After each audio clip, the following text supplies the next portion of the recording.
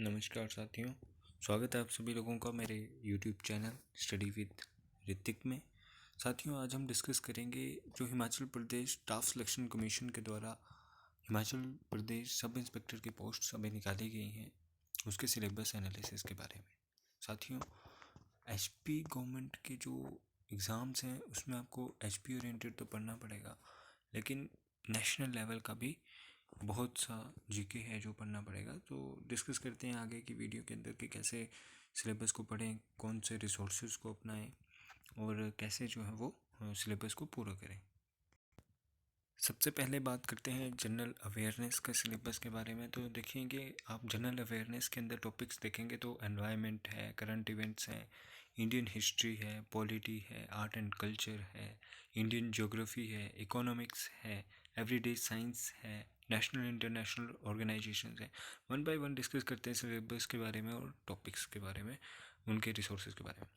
साथियों, जब हम एनवायरनमेंट की बात करते हैं तो एनवायरनमेंट के अंदर स्टैटिक और करंट इवेंट्स दोनों जो हैं वो बहुत इंपॉर्टेंट होते हैं। आप क्वेश्चंस का ट्रेंड देखें तो स्टैटिक पोर्शन से भी क्वेश्चन पूछे गए हैं और करंट ओरिएंटेड क्वेश्चंस भी पूछे जाते हैं।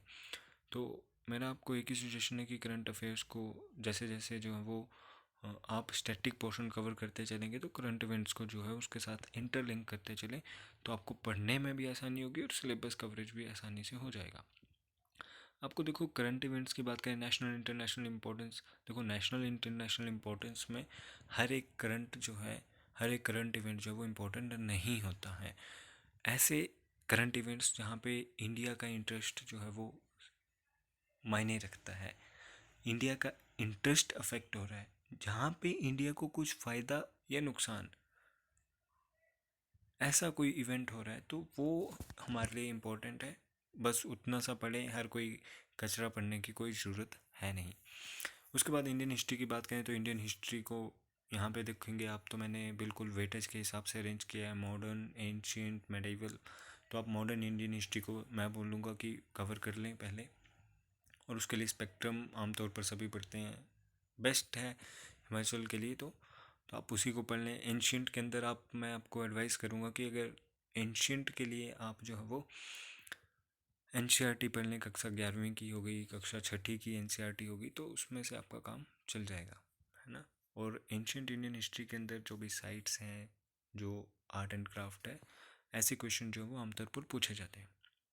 पॉलिटी की बात करें, पॉलिटी के अंदर Indian polity plus Indian constitution की बात करते हैं। इंडियन पॉलिटी और इंडियन कॉन्स्टिट्यूशन को पढ़ने में आमतौर पर बहुत टाइम लगता है। आप NCERT से कवर कर लें, आप फंडामेंटल राइट्स हो गए, DPSP हो गई, फंडामेंटल ड्यूटीज़ हो गई, प्रेम्बल के ऊपर क्वेश्चन पूछे जाते हैं, प्रेम्बल को आराम से पढ़ लें, और कब कौन सा पार्ट जो वो ऐड हुआ, किस कॉन्स्टिट्यूशनल अमेंडमेंट एक्ट से हुआ, और जो हमारे इंडियन कॉन्स्टिट्यूशन के बनने की प्रक्रिया है। जैसे आप गवर्नमेंट ऑफ इंडिया एक्ट 1935 देखते हैं, गवर्नमेंट ऑफ इंडिया एक्ट 1919 देखते हैं, 1909 के एक्ट देखते हैं। तो ये सब जो कॉन्स्टिट्यूशनल प्रोग्रेसेस हैं, आप इनके ऊपर भी ध्यान रखें।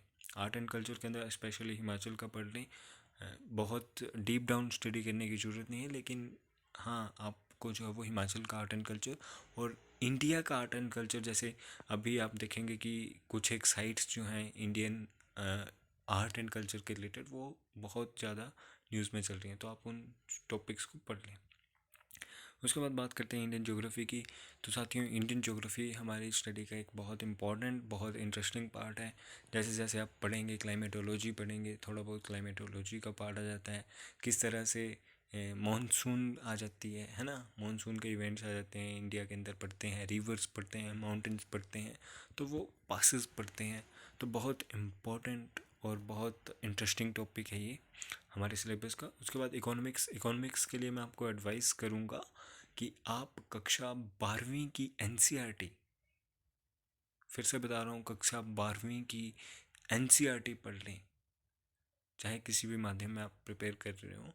कक्षा 12वीं की NCERT मैक्रो इकोनॉमिक्स वाली पढ़ लें, उससे आपके बेसिक्स फंडामेंटल स्ट्रॉन्ग हो जाएंगे। उसके बाद अगर आप एडवांस लेवल की इकोनॉमिक्स पढ़ना चाहते हैं तो कोई भी स्टैंडर्ड बुक जैसे रमेश सिंह वगैरह की होगी वो पढ़ सकते हैं, लेकिन आप जो है वो स्विच एकदम से स्टैंडर्ड बुक्स पे ना करें। NCERT इकोनॉमिक्स के लिए मस्ट है।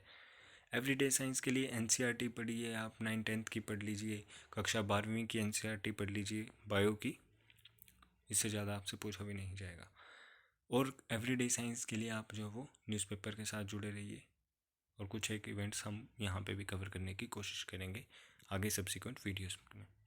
नेशनल इंटरनेशनल ऑर्गेनाइजेशंस में बहुत इम्पोर्टेंट टॉपिक है। हर साल आप हर एग्ज़ाम के अंदर देखेंगे कि 1-2 क्वेश्चन इंटरनेशनल और नेशनल ऑर्गेनाइजेशंस के पूछे जाते हैं।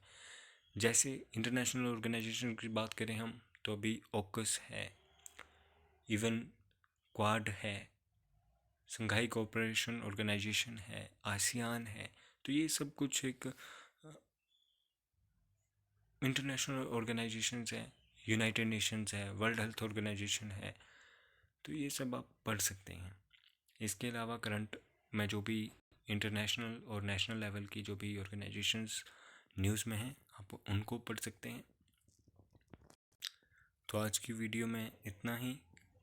आशा करता हूँ आप लोगों को कुछ एक महत्वपूर्ण जानकारी मिली होगी, कुछ एक रिसोर्सेज का पता चला होगा। तो साथियों, अन्य ऐसी जानकारियों के लिए जुड़े रहिए, चैनल को लाइक करिए, सब्सक्राइब करिए, शेयर करिए।